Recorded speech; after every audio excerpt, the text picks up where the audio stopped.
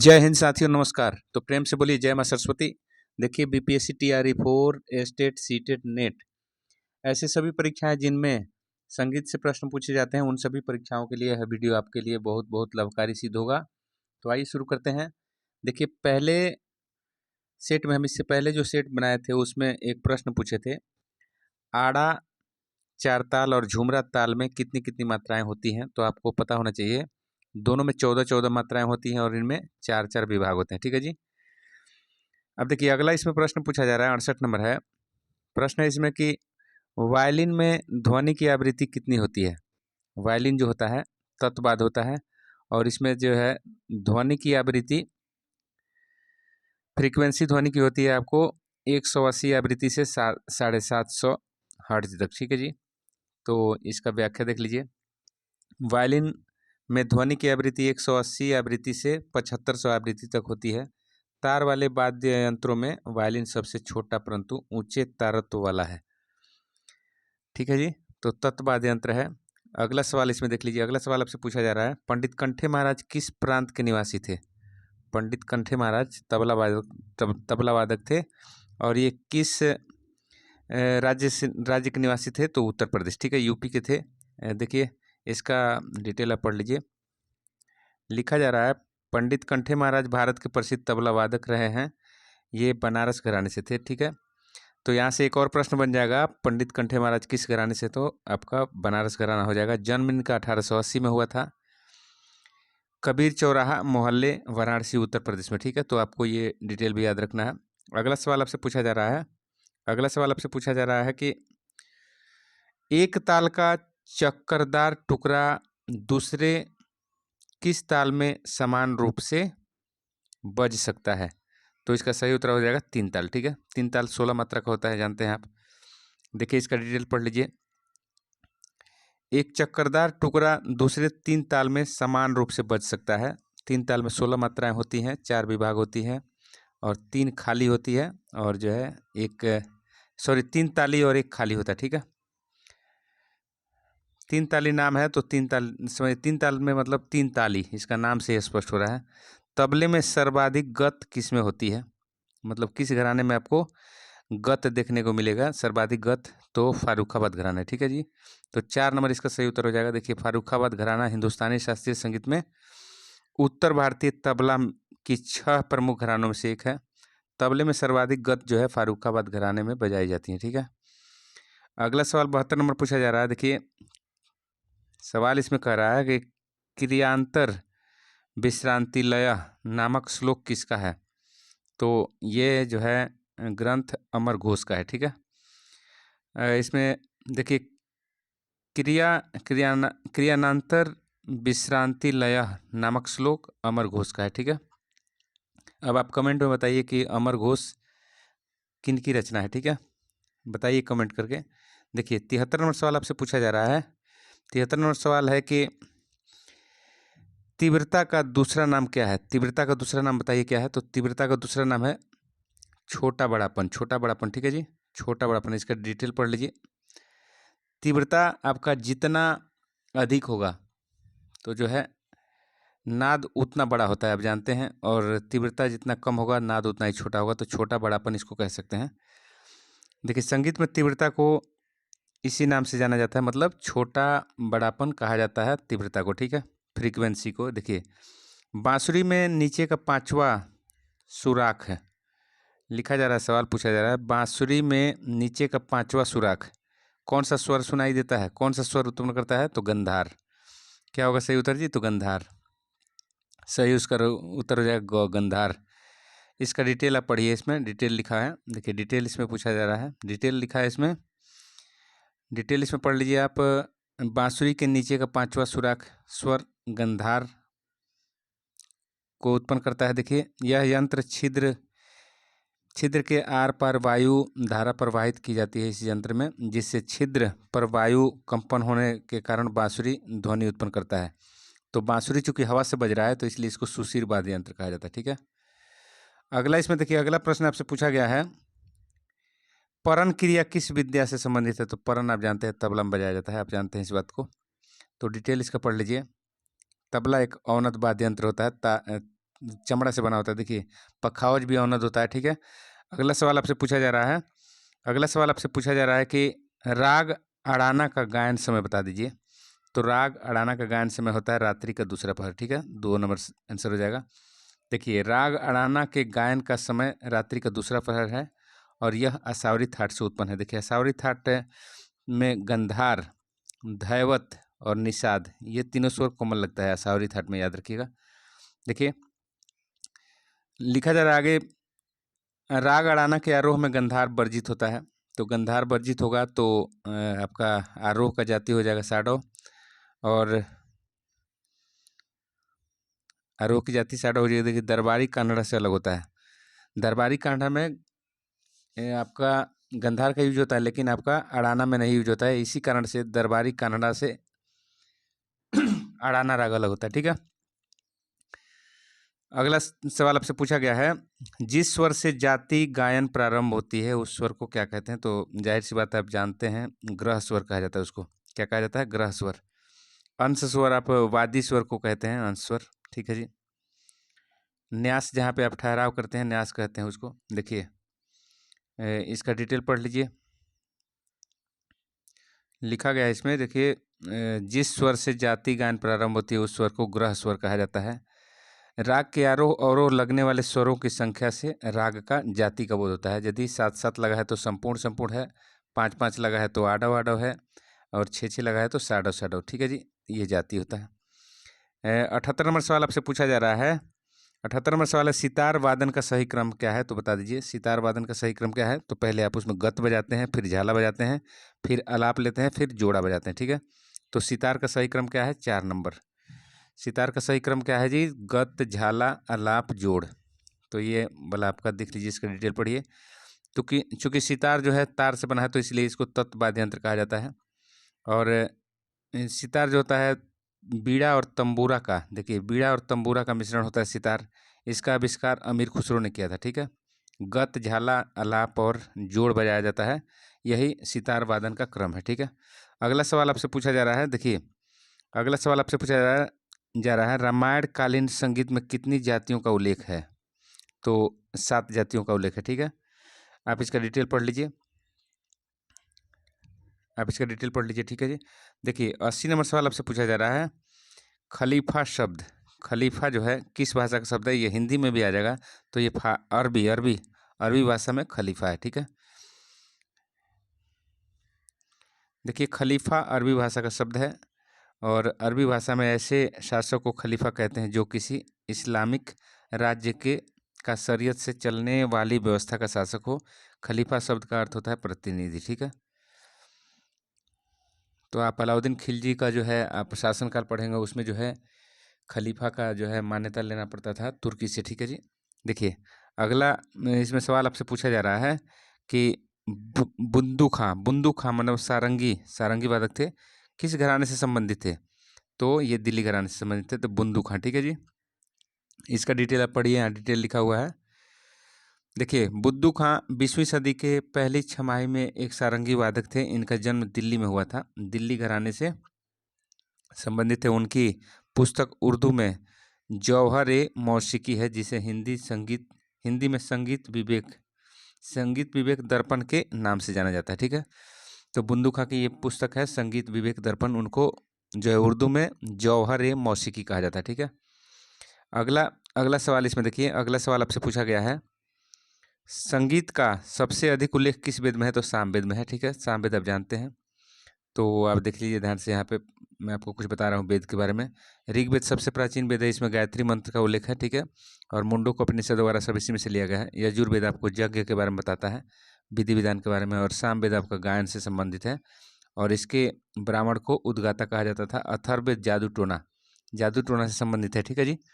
तो ये वेद के बारे में जानकारी हो गया, और वेद व्यास द्वारा रचित है ये। देखिए 83 नंबर सवाल है, तानपुरे का घुड़च किस लकड़ी का बना होता है? तो तानपुरे का घुड़च आप बताइए किस लकड़ी का बना होता है? तो तानपुरे का घुड़च सांबर सिंह लकड़ी से बनता है, ठीक है, सांबर सिंह लकड़ी से। देखिए इसका डिटेल पढ़ लीजिए। तानपुरा अथवा तंबूरा भारतीय संगीत का लोकप्रिय तत्व वाद्य यंत्र है। तत्व वाद्य यंत्र में तार से बना हुआ है, जिसका प्रयोग शास्त्रीय संगीत से लेकर हर जगह के संगीत में किया जाता है। तानपुरे में घूड़च अथवा ब्रिज अथवा घोड़ी या तबली के ऊपर स्थित सांबर सिंह की बनी होती है। यह चौकी के आकार मतलब आयताकार होता है, ठीक है जी। इसी पर से तार गुजरता है, चारों तार, ठीक है जी। अगला सवाल आपसे पूछा जा रहा है, इसमें देखिए, धमार ताल का प्रयोग किस गायन शैली में करते हैं? तो धमार में, धमार आप जानते हैं होली का होता है। होली का शब्द इसमें ब्रज भाषा में होता है। होली राधा और कृष्ण के बीच में जो होली का क्रिया होता है उसका वर्णन होता है। देखिए, धमार ताल भारतीय संगीत का प्रमुख ताल है। इसमें 14 मात्राएं होती हैं। धमार गायन शैली में इसका प्रयोग होता है। इसमें 4 विभाग होते हैं। इसमें 3 ताली और 1 खाली होता है, ठीक है। तो ब्रज भाषा का गीत होता है होली, उसमें धमार ताल बजता है। देखिए, हिंदुस्तानी संगीत का शुद्ध सप्तक, शुद्ध सप्तक क्या है? तो आप जानते हैं बिलावल है, ठीक है। बिलावल, बिलावल में सभी शुद्ध स्वर लगते हैं। आप देखिए, अशावरी में आपको गंधार, धैवत और निषाद ये कोमल लगते हैं तीनों। भैरवी, भैरव में तो आप रे और ध कोमल लगता है, ठीक है। यमन जो है कल्याण थाट से उत्पन्न होता है, तो कल्याण में सभी जो है म तीव्र लगता है, बाकी सभी शुद्ध लगते हैं। देखिए, छिद्रों से निर्मित रचना को क्या कहते हैं? छिद्रों से निर्मित रचना को क्या कहते हैं बताइए? छिद्रों से निर्मित रचना को गजरा कहते हैं। जैसे तबला हो गया, इसमें साइड साइड में छिद्र होता है और इसी को जो है नीचे जो है रस्सी, ऊँट के रस्सी से बांधा जाता है, ऊँट के चमड़े की रस्सी से, तो इसी को गजरा कहा जाता है, ठीक है जी, गजरा। देखिए, अगला सवाल, देखिए अगला सवाल आपसे पूछा जा रहा है, औनदवाद को क्या कहते हैं? तो औनदवाद को आप पुष्करवाद भी कहते हैं, ठीक है। पुष्करवाद, औनदवाद मतलब जो चमड़ा से बना है उसको पुष्करवाद यंत्र भी कहा जाता है, ठीक है। तो इसका डिटेल आप पढ़ लीजिए। तबला, ढोलक हो गया, आपका पखावज हो गया, आपका डुगडुगी हो गया, डमरू हो गया, ये सभी जो है औनदवाद यंत्र है, ठीक है। 88 नंबर सवाल आपसे पूछा जा रहा है कि गुणधर्म नाद के, गुणधर्म नाद के कितने अवयव बताए गए हैं? तो 3, ठीक है जी। इसका डिटेल पढ़ लीजिए। देखिए, गुणधर्म, गुणधर्म नाद के 3 अवयव बताए गए हैं। आवाज अथवा ध्वनि विशेष को नाद कहते हैं, आप जानते हैं। संगीत शास्त्रों में ओम ध्वनि को प्रवज नाद या ब्रह्मनाद कहा गया है, ठीक है जी। उसके बाद आहत नाद और अनाहत नाद। तो नाद जो है 3 प्रकार का बताया गया है। ओम नाद या इसको ब्रह्मनाद कहते हैं, प्रवज नाद कहते हैं, ठीक है। मेनली हम आहत नाद और अनाहत नाद जानते हैं, लेकिन नाद जो होता है 3 प्रकार का होता है, ठीक है। अब देखिए डिटेल हम, आप तो पढ़ लिए। अब देखिए, पंजाबी भाषा का प्रयोग किस गायन शैली में करते हैं? तो टप्पा में जानते हैं आप। टप्पा, टप्पा आप जानते हैं ऊँट पर चलने वाले आदिवासी लोग, गायन शैली आदिवासियों का है ये, ऊँट पर चलने वाले आदिवासियों का, उसी से जो है पंजाब में इसको अनुकृत किया गया है। देखिए, पंजाबी भाषा का प्रयोग टप्पा गायन शैली में होता है। ऐसा प्रचलित है कि टप्पा गायन शैली आरंभ में पंजाब में ऊँट पर सवार होकर चलने वाली कबीलों के लोकगीत से हुआ है, ठीक है। तो आपसे प्रश्न पूछा जाएगा कि पंजाब में ऊँट पर सवार होकर कबीले जो गीत गाते थे उसको कौन शैली कहते हैं? तो टप्पा शैली, ठीक है। उसमें किस भाषा का प्रयोग? तो पंजाबी भाषा का, ठीक है। और हिंदी भाषा, पंजाबी भाषा और हिंदी भाषा का मिक्स है, ठीक है। अगला सवाल है, रागों में कितने वर्ग स्वर की दृष्टि से बताए गए हैं? रागों में कितने वर्ग स्वर की दृष्टि से बताए हैं? तो 3। रागों में कितने वर्ग स्वर की दृष्टि से बताए गए हैं? तो 3। इसका देखिए डिटेल पढ़ लीजिए आप। ये लिखा गया है, देखिए, स्वरों की ऐसी मधुर और आकर्षक ध्वनि जो वायुमंडल पर प्रभाव डालने के लिए समर्थ हो, वातावरण पर प्रभाव डालने के लिए राग में गायन, वादन और के अविभाज्य 8 अंगों का प्रयोग होना चाहिए। राग में 3 वर्ग स्वर की दृष्टि से बताए गए हैं, ठीक है।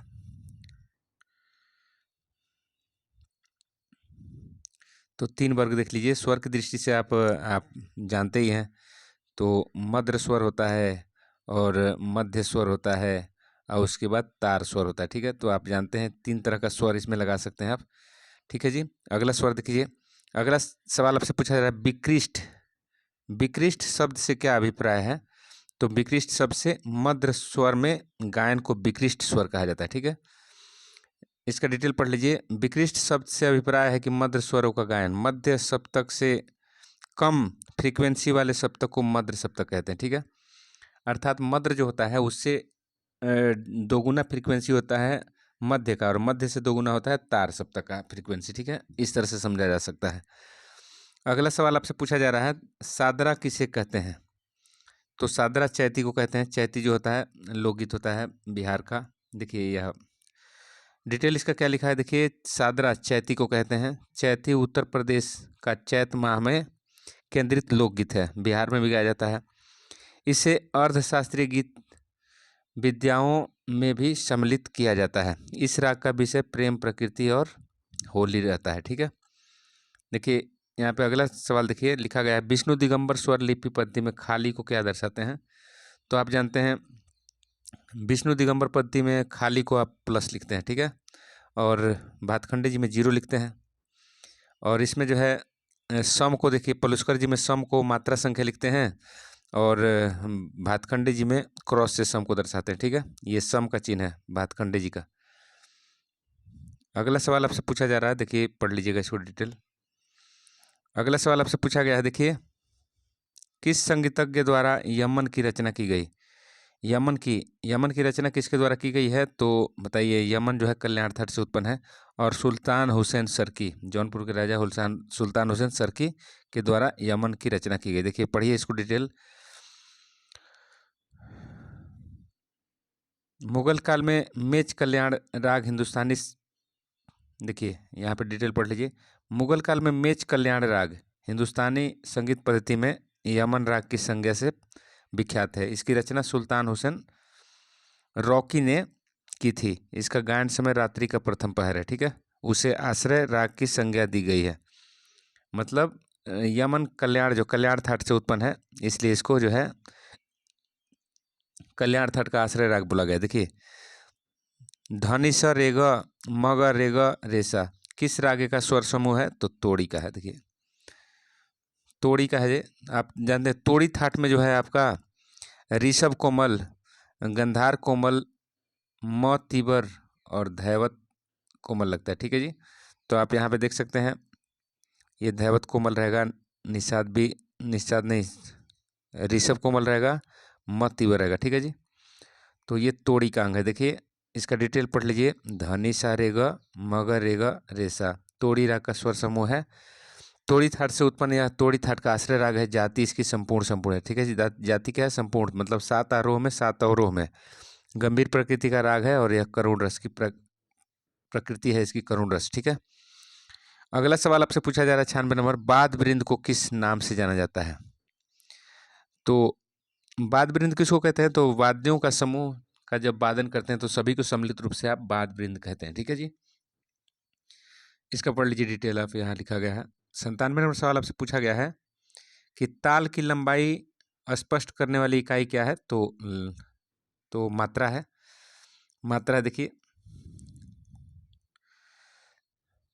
ताल की लंबाई मात्रा से डिनोट की जाती है। जैसे मान लीजिए 16 मात्रा की ताल है, तो उसकी लंबाई उसकी मात्रा पर डिपेंड है, ठीक है जी। देखिए ताल एक निश्चित मात्राओं में बंधा उसमें उपयोग में आने वाले बोलों के निश्चित वजन को कहते हैं, ठीक है। ताल की लंबाई स्पष्ट करने के लिए इकाई क्या है? मात्रा है, ठीक है।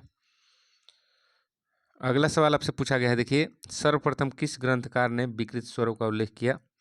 तो सारंगदेव जी ने किया था संगीत रत्नाकर में, ठीक है, सारंगदेव जी ने। अगला सवाल देखिए, इसमें का डिटेल पढ़िए। देखिए लिखा है इसमें, सारंगदेव ने अपनी पुस्तक संगीत रत्नाकर में विकृत स्वरों का उल्लेख किया था सर्वप्रथम, और 12 विकृत स्वर माने थे, ठीक है। अगला देखिए, अगला सवाल आपसे पूछा जा रहा है, मूर्छना का आरंभ जाति गायन में किस स्वर से किया जाता है? तो अंश स्वर से किया जाता है, ठीक है। देखिए इसका डिटेल क्या लिखा है। मूर्छना का आरंभ जाति गायन में अंश स्वर से किया जाता है। मूर्छना से तात्पर्य है कि प्रयोगात्मक रूप से वह स्वरावली जिसे सुनकर प्राणी आनंद विभोर हो जाए, वह मूर्छना है, ठीक है। अगला सवाल देखिए, अगला सवाल पूछा गया है, पंडित विष्णु नारायण भातखंडे के अनुसार कोमल निषाद श्रुति पर स्थापित है, किस पर है? तो यह 20वीं पर है, ठीक है, 20वीं श्रुति पर है। कोमल निषाद जो है, कोमल निषाद आपको 20वीं श्रुति पर आश्रित है, मतलब स्थापित किया गया है। देखिए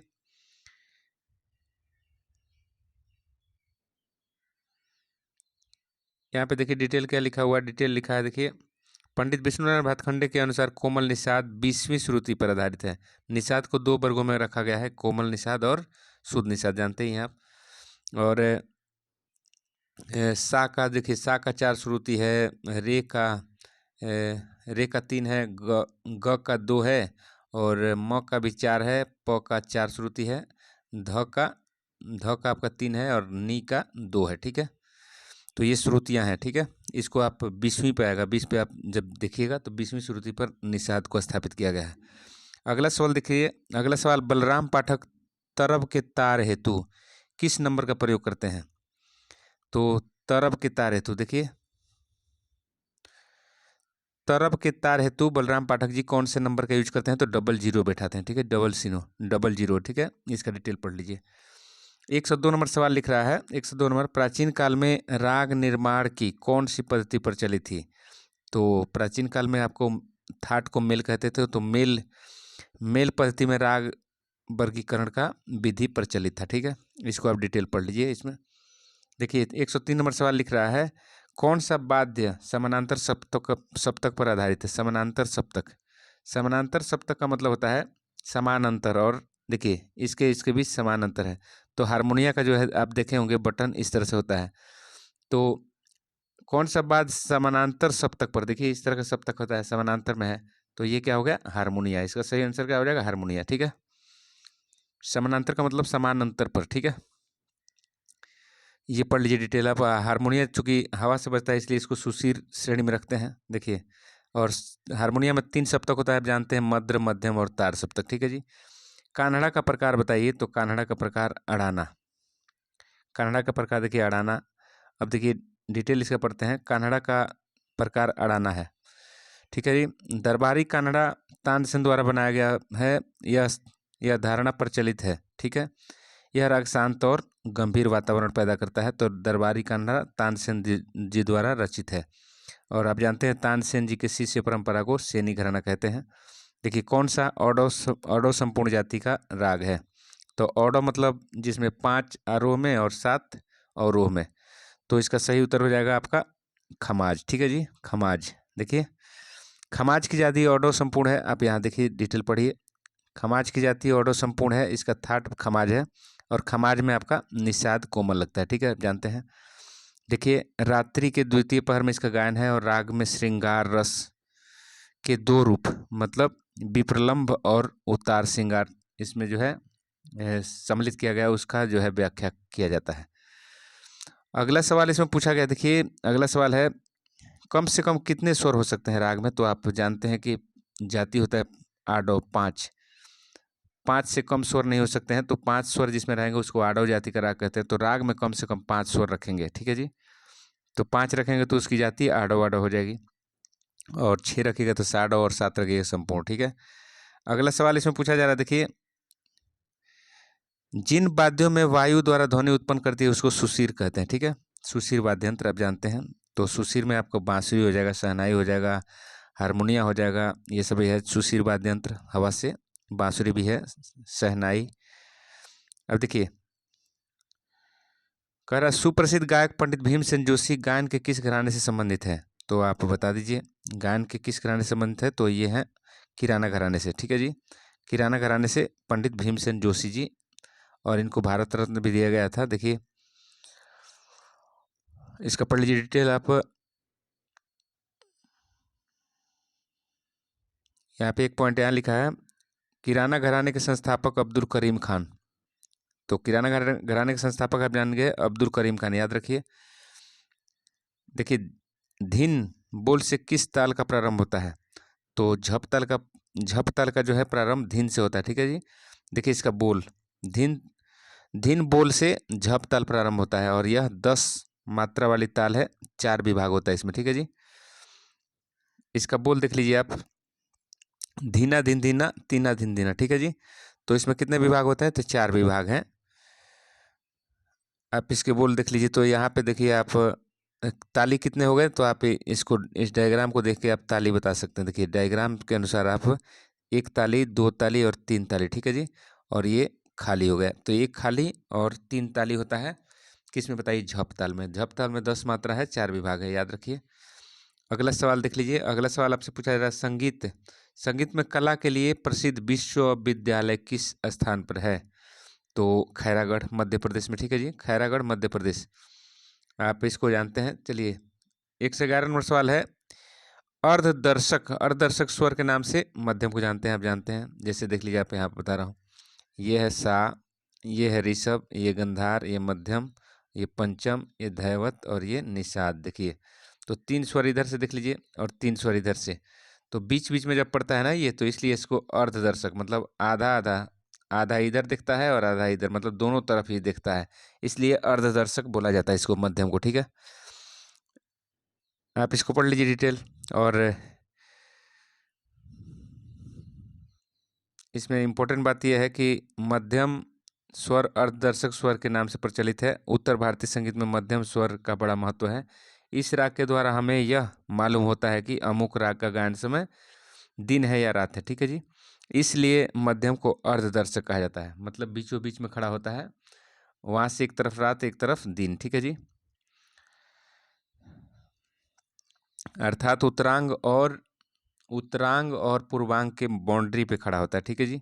उस्ताद अल्लाह रखा खां के किस सन में पद्मश्री को सम्मानित किया गया? उस्ताद अल्लाह रखा खां, मतलब ये जाकिर हुसैन साहब के पिता थे और 1977 में इनको पद्मश्री दिया गया था। ठीक है जी, कश्मीर से थे। ठीक है, अब देखिए 1977 में पद्मश्री, आप इसको पढ़ लीजिए। और जाकिर हुसैन जी के पिता थे। आड़ी लयकारी, देखिए आड़ी लयकारी आप जानते हैं, आड़ी लयकारी 3/2, मतलब 3 बोल को एक में 2 में बोलना, तो 1.5 गुनी बोलते हैं इसको, 1.5 गुनी आड़ी लयकारी को। और सवा गुनी देखिए कुआड़ को बोलते हैं। सवा गुना मतलब 5/4, 5 मात्रा को 4 में बोलना, तो ये सवा गुना लयकारी किसको बोलते हैं? तो बियाड़ को, कुआड़ को और बियाड़ को बोलते हैं 2.25 गुण। ठीक है जी, 2.25 गुण मतलब 7/4, तो ये है बियाड़। ठीक है, ये बियाड़ हो गया, ये कुआड़ हो गया, नहीं आड़, आड़ हो गया, ये कुआड़ हो गया। सवा गुना को कुआड़ बोलते हैं। अगला देखिए, ये इसको पढ़ लीजिए डिटेल। अब देखिए, तंबूरे का वर्तमान स्वरूप किस शताब्दी की देन है? चलिए, तो इसका तंबूरे का, चलिए तंबूरे का वर्तमान रूप किस शताब्दी की देन है? तो ये हो जाएगा आपको भाई 11वीं शताब्दी के पश्चात। ठीक है, मतलब 11वीं शताब्दी के पश्चात 12वीं शताब्दी की शुरुआत में। ठीक है, ये आप डिटेल इसका पढ़ लीजिए। तंबूरे का यूज तानपुरा में होता है। ठीक है जी, और ये तानपुरा जो होता है तत्वाद्य यंत्र होता है, आप जानते हैं। 115 नंबर, राग शुद्ध कल्याण किन रागों के मिश्रण से बना है?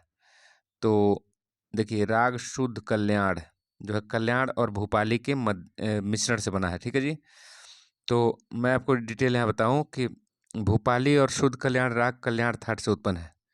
कल्याण थाट से उत्पन्न है, तो कल्याण में आप जानते हैं मध्यम तीव्र लगता है, बाकी सभी शुद्ध स्वर लगते हैं। ठीक है, और इसके आरोह में आडव जाति, मतलब आरोह में 5 स्वर का प्रयोग होता है। इसका वादी स्वर गंधार और संवादी स्वर धैवत। ठीक है जी, और दोनों ही रागों में मध्यम और निषाद को वर्जित किया जाता है। ठीक है, अगला सवाल देखिए, 116 नंबर, बालकृष्ण बुआ इचलंजीकर के गुरु का नाम बताइए? तो देवजी बुआ। ठीक है, देवजी बुआ बालकृष्ण बुआ इचलंजीकर के गुरु का नाम है। तो आप बता दीजिए, बालकृष्ण बुआ इचलंजीकर किन के गुरु थे और इनके शिष्य का नाम बता दीजिए कमेंट करके। ठीक है, अगला सवाल इसमें देखिए, अगला सवाल इसमें लिखा जा रहा है, पूछा गया आपसे, गायक उत्तेजक मंडली की संस्थापक कौन है? गायक उत्तेजक मंडली के संस्थापक कौन है? गायक उत्तेजक मंडली के संस्थापक हैं शंकर राव पंडित। ठीक है, अगला इसका पढ़ लीजिए डिटेल आप यहाँ पे। गायक उत्तेजक मंडली के संस्थापक शंकर राव पंडित थे। ठीक है, शंकर राव पंडित थे। और देखिए 1884 में किए थे। भातखंडे बॉम्बे में एक संगीत प्रशंसा समाज गायक उत्तेजक मंडली के सदस्य बन गए, जिसमें संगीत प्रदर्शन और शिक्षण के साथ अपने अनुभव को व्यापक बनाए। ठीक है, अगला सवाल इसमें पूछा जा रहा है 18 नंबर सवाल है, सितार में कितने पर्दे बांधने से वह अचल ठाट का विस्तार कहलाता है? अचल ठाट का मतलब जो बदलता नहीं, अचल ठाट का विस्तार कितने पर्दे बांधने पर सितार में? तो 24 पर्दा। सितार आप जानते हैं तत्व बाध्य यंत्र है, तार से बनता है।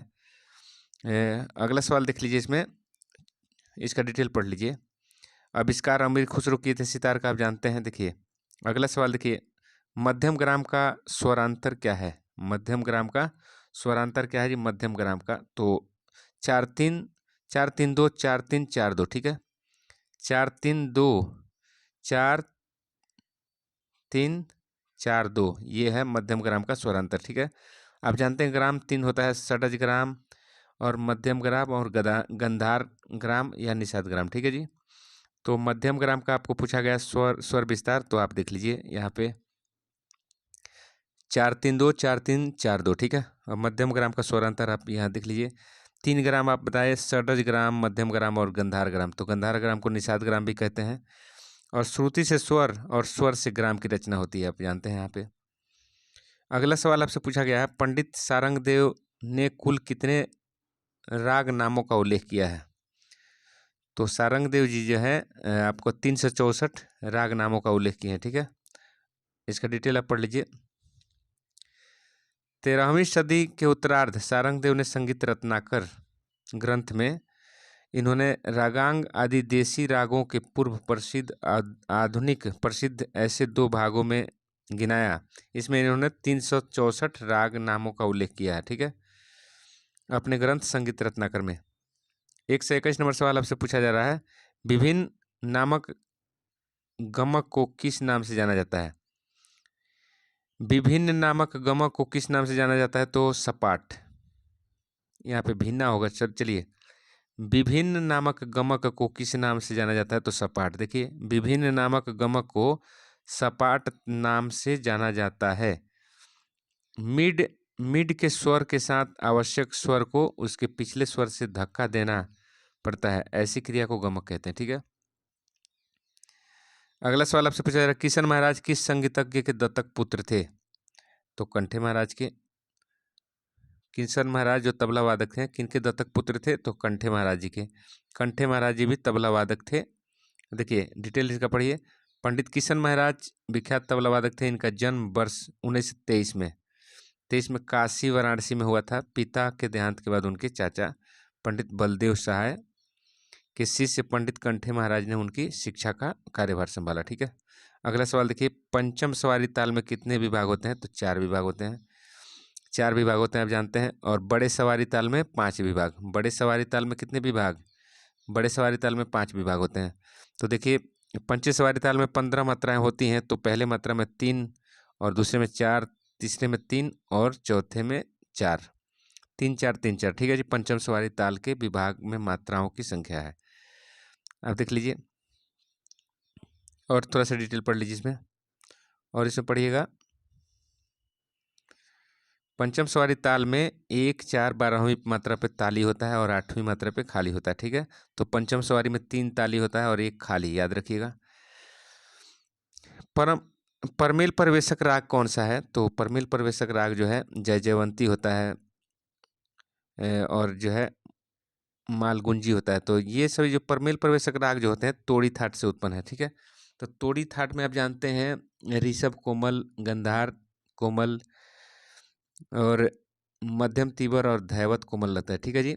तो ऐसे रागों को एक थाट से दूसरे थाट में प्रवेश करने के कारण इनको परमेल परिवेशक राग कहा जाता है। और परमेल परिवेशक राग के रूप में जय जयवंती को और माल गुंजी को जाना जाता है, ठीक है। अगला सवाल देखिए 125 नंबर, राग दरबारी कानड़ा का थाट क्या है? तो दरबारी कानड़ा का थाट है असावरी, ठीक है। असावरी थाट है दरबारी कानड़ा का। देखिए इसमें पढ़ लीजिए डिटेल।